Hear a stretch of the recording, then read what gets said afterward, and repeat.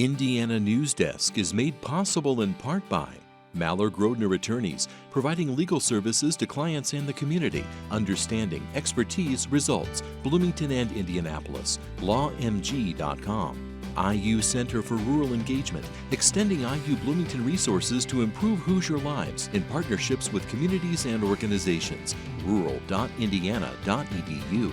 Smithville Fiber Internet Security Solutions and Voice in Southern Indiana. More information at smithville.com. Bunger and Robertson Attorneys at Law, utilizing 75 years of experience, knowledge, and resources to help individuals and families recover in personal injury matters. Information at lawbr.com. And by WTIU members. Thank you. Coming up on Indiana Newsdesk. Indiana University's Board of Trustees met this morning in Fort Wayne to discuss possible changes to IU's expressive activity policy. The policy bans gatherings on campus after 11 p.m. and has repeatedly been defied by faculty and students holding candlelight vigils. Lawrence County, like most of the counties in Indiana, it's a big swath of land, and there's just no telling how many people are out there. Homelessness in rural areas often goes overlooked. I spoke with agencies in some of these areas about what they're doing to meet demand. And the Brown County Music Center has faced many challenges in its 5-year history, including being temporarily closed during COVID. We'll have these stories plus the latest news from across the state right now on Indiana Newsdesk.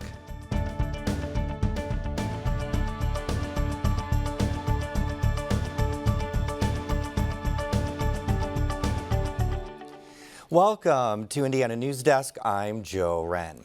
The expressive activity policy adopted by Indiana University in July remains controversial on campus.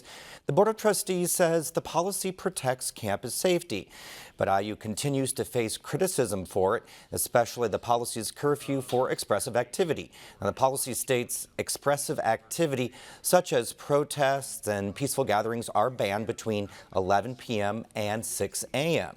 Today, the trustees amended the policy at a scheduled meeting in Fort Wayne. Aubrey Wright is here to discuss these amendments. Hello, Aubrey. Hi, Joe. Hey, so what's changing in the policy? I should say that a lot of the policy is remaining unchanged, but today the updates are that basically university approved events and some scheduled events are allowed. So people were up in arms about people doing expressive activity previously throughout the semester, but they weren't targeted by IU. So those events are now allowed. But I should say unapproved events, protests, making speeches, all these other types of gatherings are still banned from 11 p.m. to 6 a.m. Now, we've covered the controversy surrounding the policy. What's been the community's response? I think that a lot of people have spoken out saying that these policies are unconstitutional. I've heard some people go so far as to say un-American. That's on, the further end. But we've seen protests at the sample gates pretty consistently. They're protesters who are intentionally violating the expressive activity policy. I think that IU has also gotten some flack recently from Indiana's government when they were requesting funding. I should say, I don't know if this is the most popular policy that IU has implemented. We know the trustees are also hearing these concerns. Are they unified in these changes? They are not, which is pretty unusual. Since this policy has been enacted, it was enacted in July, we've seen trustees speak out, kind of break away from that group consensus. Trustees Kyle Siebert and trustees Vivian Winston voted against the amendments today. I should say a lot of these discussions happen in private. Often lawyers are involved. So to see this kind of dissent in public is pretty unusual. So really quick, just what's next for the policy? So we've been told that President Pamela Whitten is going to review the policy this spring, and the ACLU of Indiana is also suing IU over this policy. So we're going to keep an eye on it. All right, Aubrey, thank you so much. Safe travels back to Bloomington. Well, this all comes after President Whitten faced criticism Thursday from some state lawmakers as she presented the university's budget request. The criticism centered on Whitten's handling of the Israel-Palestine protests this year and an overwhelming no confidence vote from IU faculty. We can still continue to operate a university. We can continue to have record enrollments. But I think what are we losing in the long term if we take biased positions? I'm not against enforcing policies as long as they are equally enforced against everyone. Kadura said Whitten shouldn't be influenced by outside political forces. She rejected that claim. Just because you read in the paper or you see on social media that something happened as a result of something, I would not necessarily assume that to be true. Republican lawmakers largely applauded Whitten's leadership. The General Assembly will write a new state budget in the 2025 session. After the pandemic, rural areas saw rates of people experiencing homelessness increase faster than in urban parts of the United States, including in Indiana. Since then, increases in rural areas have continued to match urban areas. Benta Boutier has more on the unique challenges this creates. Hi, Joe. Places like the Bedford Warming Shelter are trying to meet increasing demand, but rural areas are often under-resourced, leaving people with fewer options for housing and support. Volunteers at the Bedford shelter scramble eggs, make coffee, and talk with guests who stayed there overnight. It was the first night Michael Stamper ever stayed at a shelter. He was diagnosed with cancer a couple years ago and later had to move out of his trailer. It was a couple months before I could really do anything, and I got behind on other things because I had no training. I couldn't hardly get out to do anything, and it was just rough the first few months after I had that cancer. After a surgery to remove the cancer, he stayed with a friend who could take him to his doctor's appointments. He's stayed on other friends' couches since. Stamper has lived in Lawrence County for the last 20 years and is on SSI. Before, he'd worked in factories, machine shops, and as a roofer.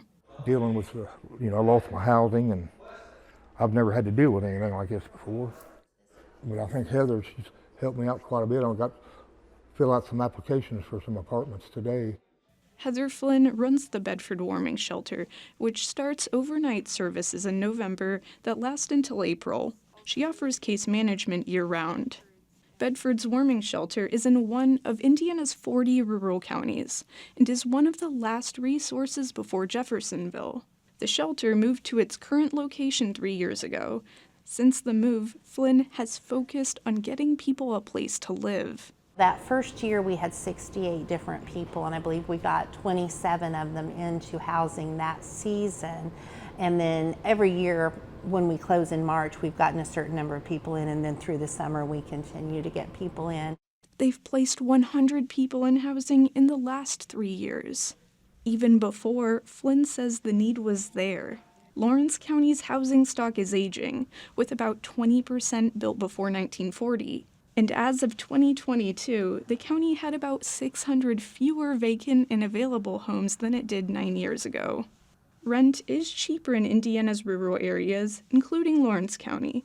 But in 2021, median income and cost of housing diverged for renters and hasn't recovered. We may have someone who has the income, they may get Social Security every month, they may have some money saved up, but they just need that little extra money to be able to get the deposit and get into a place. Indiana's point-in-time count in 2019 reported 8 people experiencing homelessness in Lawrence County. This year's count reported 45 people. This year, Greene and Owen counties reported no people experiencing homelessness. Flynn says these are probably all undercounts. Mary Morgan with Heading Home says getting an accurate count is hard. The state and federal government gauge an area's need using these counts, but it takes resources and people to do a count. Her organization launched in 2021 and combats homelessness in South Central Indiana. Initially, Heading Home tried to build relationships from Monroe County to Morgan, Lawrence, Martin, Owen, and Greene counties. and quickly realized we just don't have capacity for that. So our focus really has been, at least for this initial period, on Lawrence and Morgan counties, because they have some resources there and some services and some willing partners. Heading Home published a report on homelessness in Lawrence County this year, evaluating the demand for utility payment assistance and the school district's count of students experiencing homelessness. The report demonstrated that conditions for people living in rural areas can be more difficult to assess. You don't necessarily think of yourself as homeless because you were living in, say, a shed in back of your grandparents' house that doesn't have running water, but it is a place to stay. By federal standards, that would be considered homeless because it's not fit for human habitation. But people might not see it that way. Morgan says Heading Home plans to encourage local developers to build housing on a smaller scale rather than large developments. A housing task force that includes Flynn and Lawrence County trustees started as a way to address issues identified in the report. Flynn is now part of Heading Home's Built for Zero team. Stamper says at first he didn't know what to do or what help was available. If the Bedford warming shelter wasn't there, he might have tried to move back in with one of his parents in Ohio or Kentucky. They'll help you with the deposits and your first month's rent, so that's a big plus there. And then if I do find it, when I do find a place and get out on my own, I'm going to come down here and help them do some volunteer work here to kind of pay it back. The 2024 point-in-time count shows the number of individuals experiencing homelessness increased across all continuum of care categories and shelter statuses. Rural areas in the U.S. had the highest increase of chronic and unsheltered homelessness. This year, HUD issued the first of its kind federal aid package to address homelessness in rural continuums of care. Reporting in Bedford for Indiana Newsdesk, I'm Ben Taboutier. And we're joined now by Shelby Brown for the latest headlines from around the state. Hi, Shelby. Hi, Joe. Thanks so much. A federal appeals court says an Indiana law banning gender-affirming care for minors can remain in effect. The 7th U.S. Circuit Court of Appeals ruled 2-1 that the law's restrictions are within the purview of the General Assembly and do not infringe on the constitutional rights of transgender children, their parents, or medical providers. Indiana's law was passed in 2023 amid a national push by GOP-led legislators to curb the LGBTQ+ rights.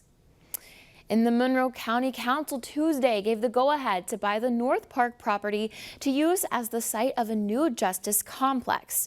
The county paid $11.4 million for the 52-acre property at the northwest corner of I-69 and State Road 46. North Park was one of several properties the county considered. Residents of Ellettsville, which is just west of North Park, have been vocal about not wanting to have a new jail nearby. What I can say is that Ellettsville is a resilient community. I'm sure that they will come together and try to make lemonade out of the lemons they are being handed. It is unclear when construction will begin at the site, but the county expects it to take 30 months to build a new jail. And a fence is going up, and trailers are on site, and work is underway to clean up the former Columbian enameling site in Terre Haute. The city is working with the Environmental Protection Agency to remove debris and hazardous materials, including asbestos. That is one of my best memories so far as being mayor, is saying, hey, no, like we said we were going to help North Terre Haute. We've committed to working with the EPA to clean up a crumbled factory. Sackbun says the city also plans to rebuild a neighborhood park and acquire the site for potential market rate housing. The cleanup should be complete in a year. And Indiana University is repatriating sacred objects to the Pawnee Nation of Oklahoma. IU will return 27 sacred items, including necklaces, ceremonial objects, and clothing worn by famous Pawnee Scout Captain Jim. The university is complying with the Native American Graves Protection and the Repatriation Act. It gives descendants, tribal nations, and Hawaiian organizations ownership of cultural artifacts and remains, many of which were taken by white academics from grave sites. I don't know how to put it. It's just emotionally just to actually finally get to see and then show our people and show our grandkids and our kids. IU is currently working with dozens of tribal nations to return sacred artifacts and remains. The Vigo County Commissioners voted Tuesday against rezoning land in Prairieton for a new Dollar General location. Members of the Keep the Prairie in Prairieton group opposed the rezoning and presented to the commissioners a 19.5-foot paper scroll with the names of almost 500 people. Dollar General wanted the new store to take pressure off 2 other Dollar Generals located just 4 miles away. It's uncertain whether Dollar General will continue to pursue building a new store in the area. And the 5th-ranked Indiana football team is off this week, but they're still the topic of national conversations. In the latest college football playoff rankings, the 10-0 Hoosiers are seeded 7th and penciled in to host Alabama in the opening round of the playoffs. But there's still a long way to go before that happens. IU plays next Saturday at number 2 Ohio State before closing the regular season at home against Purdue. And Joe, the final playoff rankings and bracket will be released on Sunday, December 8th. It's crazy. If they beat Ohio State, they could go to the Big Ten championship game too. Never Amazing. happened before. Thank you. Coming up next on Indiana Newsdesk. Ellettsville is planning a tech park on the outskirts of town, but residents are concerned about possible noise and traffic issues. And the Brown County Music Center has faced and overcome many challenges in its first 5 years of existence. These stories and more right here on Indiana Newsdesk. Today's the day. You're home. It's a celebration. Here we go. No one can say I don't have accomplished daughters. We need more fun in our family. It's just like a real blessing. Look at this spread. That's good. Your heart gets so full that you think it's gonna burst. Welcome back to Indiana Newsdesk. Ellettsville recently announced that a technology park will be built on the outskirts of town. Isabella Vesperini has more on what citizens think of the new development. Residents are concerned about how much noise this tech park will make if it's built, and they want more transparency from the town. I talked to a citizen who lives across from where this development could be built. I like peace and quiet. I thought we were going to have some here, but it's changing pretty quickly. Kihi, a food retail distribution center, was built a few years ago in the field across from Johnston's house, about a half a mile away. Johnston can hear alarms from that building, which annoys him and his wife. Johnston and neighbors are afraid a tech park will produce even more noise, light pollution, and traffic. I don't know how they'll support the traffic on Starnes Road, down to Reeves and out to Flatwoods. Yeah, it's really not designed for semi-traffic. Land for the tech park already has been annexed into city limits. Officials also recently approved rezoning the 343 acres. The land had been considered agricultural, where only farming could occur. Now that the land has been rezoned as light industrial, it allows buildings related to manufacturing and technology. Tech park.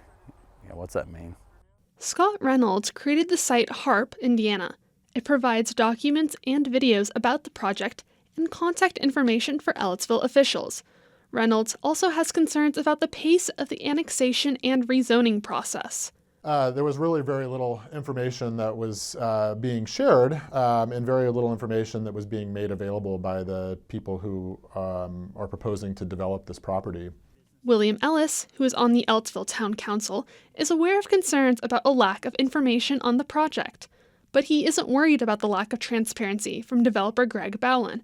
Bowlen did not respond to requests for comment. I can understand any companies not wanting to say who they are or what exactly they want to build because there's competition for this. And what they don't want to happen is the competition to pull the rug out from under them or something like that, or build something similar. Regarding noise concerns, Ellis says aspects of the park can be negotiated under the town's Unified Development Ordinance, which among other things aims to improve aesthetics. Ellis wouldn't want the tech park to impact Harmon Farm negatively. It's a mixed-use development that will have homes and shops. Ellis thinks the tech park could be good for business in Ellettsville. He said it has the potential to increase tax revenue, so residents might pay less in taxes. New jobs could also become available. Whether we do it or not, the growth is going to happen. And so the question to be asked, if you want this to go into another municipality and for them to reap the benefits of the jobs and tax relief, or do you want to reap the jobs and tax relief? And overall, I'd say most Ellettsville residents want to do that. Depending on how disruptive the development is, Johnston would consider moving. If they start throwing white box buildings up and roads, yeah, I'll have a 12-foot wall built all the way down that right-of-way with a gate. I thought we'd retire here and, raise grandkids and garden, but yeah, if they build out to here, yeah, I'm probably going to look for another place. For Indiana Newsdesk, I'm Isabella Vesperini. Construction of the tech park could start within the next few months. The Brown County Music Center is celebrating its 5th year since opening in 2019. Clayton Baumgarth spoke with the executive director about challenges the venue has faced. While it's become a fixture in the Nashville community, the Brown County Music Center didn't start out that way. Residents originally expressed displeasure that their tax dollars would go towards funding a private venue. But as it turned out, the venue became a nonprofit endeavor built with a $12.5 million loan and assistance from the Visitors Bureau. Now, all profits the venue generates go back into the community. Last year, we were able to fulfill our mission and give $267,000 back into the community. And we are on pace to do the same thing in 2024. 75% of those dollars go to the Community Foundation and its long-term endowment, as well as scholarships and community projects. County commissioners decide how to spend the other 25%. It was the first time the venue has been able to donate profits since opening in 2019. It was closed for 650 days during the COVID pandemic and wasn't profitable in 2022. I think that really helped flip the switch with a lot of the naysayers when they first thought what this was going to be and what the venue was intended for. And the fact that we are doing this, that we set out to do, it's amazing. Webb sees growth in the future. Last year, the venue played host to 66 acts. This year, it hopes to have 78. Since opening, the venue has upgraded its parking lot, added new VIP seats, and is currently expanding the outdoor beer garden. I'm extremely proud of them. I'm proud to be a part of this venue, and I really think that we're doing unique things that I just think are groundbreaking in a lot of ways. For Indiana Newsdesk, I'm Clayton Baumgarth.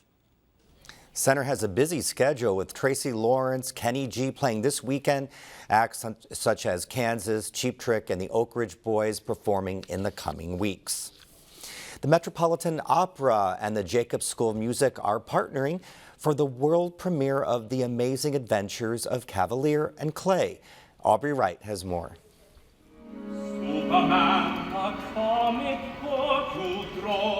The Amazing Adventures of Cavalier and Clay by Mason Bates and Gene Shear will have a short run in Bloomington. Along with Tony Award-winning director Bartlett Shear, the Metropolitan Opera is leading the production. It's a long way from New York City.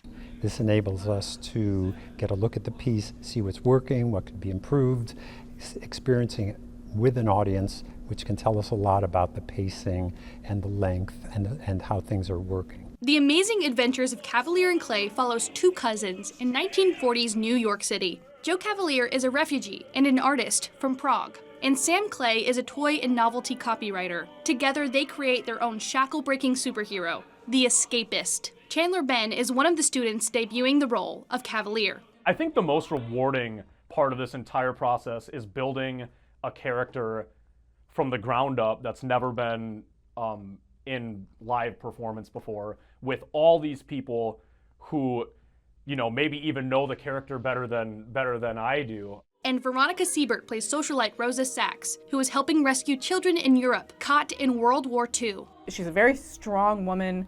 She ends up in positions of power that weren't exactly normal for the time, but a very interesting character. The opera spans years in 3 continents, with love stories as well as moments of tragedy.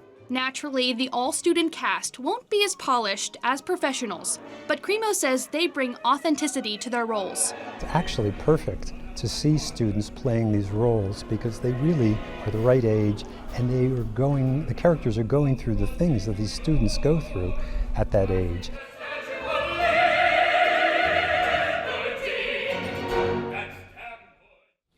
Tickets for the opera are on sale at the Musical Arts Center box office and online. Well, that's the end of this program, but our work continues online as we cover the news throughout the week at WTIUnews.org. Have a great weekend.